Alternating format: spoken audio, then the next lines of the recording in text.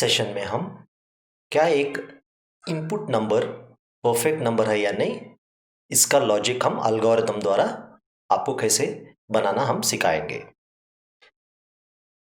सबसे पहले हमें ये जानना ज़रूरी है कि परफेक्ट नंबर क्या होता है। अगर आपने नंबर 6 इनपुट करा दिया यूज़र से, अगर आप 6 को 1 से विभाजन करोगे तब शेष रहेगा 0। 6 को अगर आप 2 से भी विभाजन करोगे शेष रहेगा 0। 6 को 3 से भी विभाजन करोगे शेष रहेगा 0। 4, 5, 6 से विभाजन हम नहीं कर सकते और खुद 6 को भी हम 6 से विभाजन नहीं करना चाहिए। तो आखिरी नंबर जो 6 को विभाजन कर पाएगा जिसमें शेष 0 हो सकता है वो होगा 3। मतलब इस नंबर का आधा नंबर से कम या बराबर तक ही हमें इस 6 को हमें विभाजन करने की कोशिश करना चाहिए। अब अगर हम देखें 1, 2 और 3 को, इन सारों को जोड़ दे तो ये बनेगा वापस ओरिजिनल नंबर 6। तो ऐसे नंबरों को हम परफेक्ट नंबर मानते हैं। और एक एग्जांपल दूंगा आपको। अगर आप 28 देखोगे नंबर, 28 1 से विभाजन होगा शेष रहेगा 0। 28 2 से विभाजन होगा शेष रहेगा 0। 3 से नहीं होगा। 28 4 से करेंगे तो विभाजन वो भी होगा 0। 5, 6 28 को विभाजन नहीं कर सकते। अगर 28 को 7 से हम विभाजन करेंगे तब तो शेष रहेगा वापस 0। 28 को 8, 9, 10, 11, 12, 13 कोई नंबर इसे विभाजन नहीं कर सकता, केवल 14 कर पाएगा। जब 14 28 को विभाजन करेगा तब क्या होगा, इसका शेष रहेगा 0। 14 के ऊपर जाना कोई मतलब नहीं है क्योंकि लास्ट नंबर जो 28 को विभाजन कर सकता है वो है 14, यानी 28 का आधा। तो अगर हम इन सारे नंबर्सों को ऐड करें या जोड़े तब ये ओरिजिनल नंबर 28 बन जाएगा। तो ऐसे संख्या को हम परफेक्ट नंबर मानते हैं।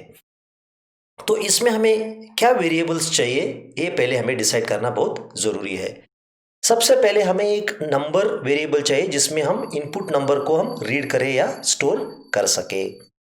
अगला स्टेप पे हमें क्या चाहिए, ये सारे फैक्टर्स जो है, फैक्टर्स का सम स्टोर करने के लिए हमें एक वेरिएबल चाहिए जिसका नाम हमने रखा है फैक्टर सम।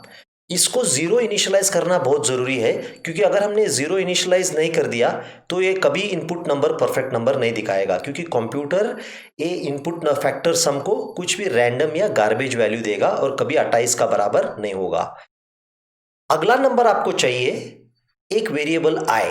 आई शुरू होगा 1 से और तब तक चलेगा जब तक ये नंबर का आधा तक इसको डिवाइड करते हम जाए। तो आई क्या है, इनिशियली 1 होगा, इसे डिवाइड करेगा, आई 2 बनेगा, 6 को डिवाइड करेगा, आई 3 बनेगा, 6 को डिवाइड करेगा। मतलब आई शुरू होगा 1 से, 1 बाय 1 बढ़ता जाएगा और ये ओरिजिनल नंबर को डिवाइड करते जाएगा। अगर आई 6 को विभाजन करने के बाद शेष रहेगा 0 तो आई को हम फैक्टर सम को ऐड करेंगे या जोड़ेंगे। चलिए इसका लॉजिक पहला देखते हैं। सबसे पहले आप जब लॉजिक या रिपीटेशन लॉजिक करते हो या लूपिंग लॉजिक करते हो, सबसे पहले आपको ये निर्णय लेना जरूरी है कि कब तक हम इस नंबर को विभाजन करते जाए। हम जब तक आई नंबर बाई 2 से कम या बराबर हो, हम इस नंबर को आई से विभाजन करते जाना पड़ेगा, क्योंकि इससे बड़ा कोई मतलब नहीं, नंबर बाई 2 से बड़ा आई विभाजन कर ही नहीं सकता। तो सबसे पहला क्या करेंगे, हम एक क्वेश्चन पूछेंगे, क्या आई मॉड नंबर, क्या शेष 0 है? अगर 0 है तब हम क्या करेंगे, फैक्टर सम को factor sum plus I add करेंगे और आई को 1 से बढ़ाएंगे।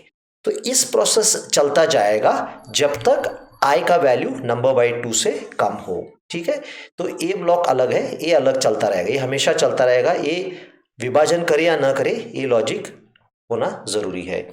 अब हम लॉजिक थ्रू रन करेंगे तब आपको बड़ी आसानी से ये प्रोग्राम समझ में आएगा।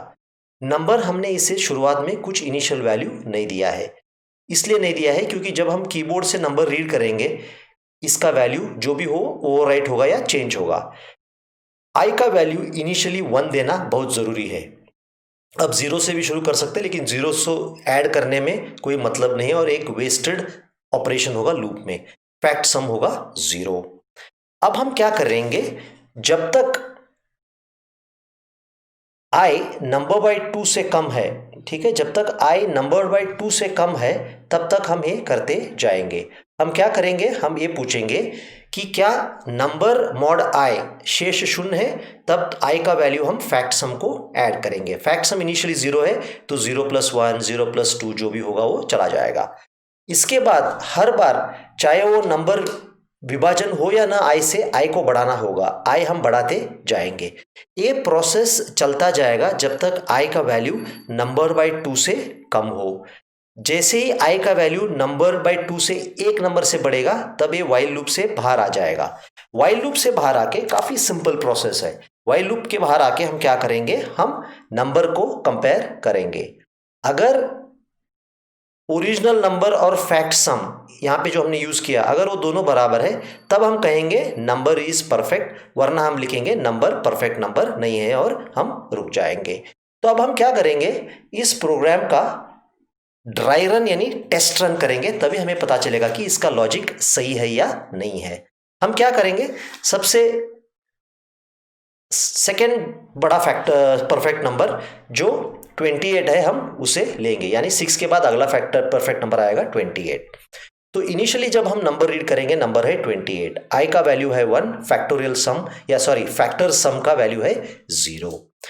अब हम नंबर पढ़ेंगे, नंबर है 28। 28 बाई 2 कितना है, 14 है, ठीक है। तो ये 28 बाई 2, इस नंबर को याद रखिए आप, ये नंबर है 14। तो ये लूप तब तक चलना चाहिए जब तक i का वैल्यू 14 से कम या बराबर हो। तो सबसे पहले स्टेप में क्या होगा, 1 जो है 14 से कम है तो अंदर आएंगे। नंबर क्या है, नंबर है 28। 28 मॉड i 1 है, ये 0 आएगा, इसलिए हम क्या करेंगे, फैक्ट सम को 0 + 1 ये स्टेप में ऐड करेंगे। अभी i को हम इस स्टेप पे बढ़ा दिया, i हो गया 2। चलिए अगले नंबर पे भी हम आ गए। जब अगले स्टेप पे आ गए, अभी भी 2 14 से कम है, 28 मॉड 2 ये भी शेष 0 रहेगा, इसलिए हम फैक्ट को ए फैक्टर भी ऐड करेंगे, 1 + 2 फैक्ट सम बनेगा 3। अब इसके बाद i बनेगा 3। जब i बनेगा 3 इज लेस देन और इक्वल टू 14 अभी भी ट्रू है।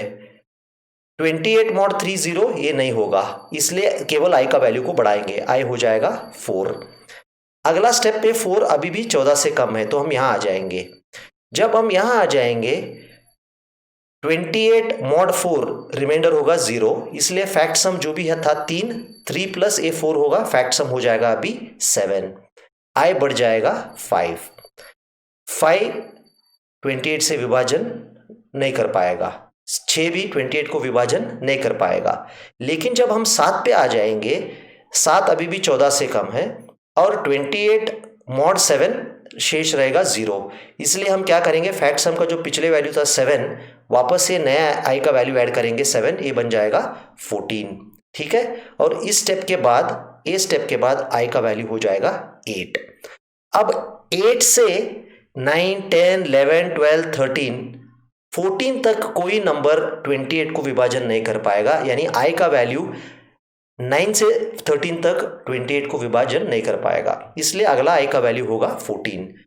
14 क्या 14 से कम या बराबर है, कम नहीं है लेकिन बराबर है, इसलिए हम यहाँ इफ कंडीशन में आ गए। इफ कंडीशन में 28 मॉड 14 ये रिमाइंडर 0 होगा, फैक्ट सम क्या होगा 14 था, 14 प्लस i का वैल्यू क्या है अभी 14, 14 + 14 फैक्ट सम बन गया 28 यानी 28, i बन गया 15। तो ये कंडीशन फेल होगा और हम यहाँ आ जाएंगे। जब हम यहाँ आ जाएंगे तब क्या होगा, 28 = 28 ये कंडीशन ट्रू होगा, तब क्या होगा, राइट 28 इज परफेक्ट करके आउटपुट स्क्रीन पे मैसेज प्रिंट होगा।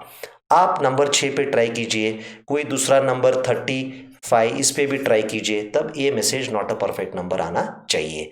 तो हो सकता है कि इससे आपका लॉजिक और भी क्लियर हो। तो प्लीज़ 2-3 नंबर्स लेके ऐसे टेबल बना के आप लॉजिक को चेक करते जाइए, तभी आपका कॉन्सेप्ट बिल्कुल क्लियर होगा। और मैं जैसे पहले वीडियो में भी बता रहा हूँ, आप जब प्रोग्रामिंग लॉजिक सीखते हो आपके अंदर ये एबिलिटी होना चाहिए कि खुद का लॉजिक चेक सही है या नहीं पता करने की, लॉजिक नंबर 1।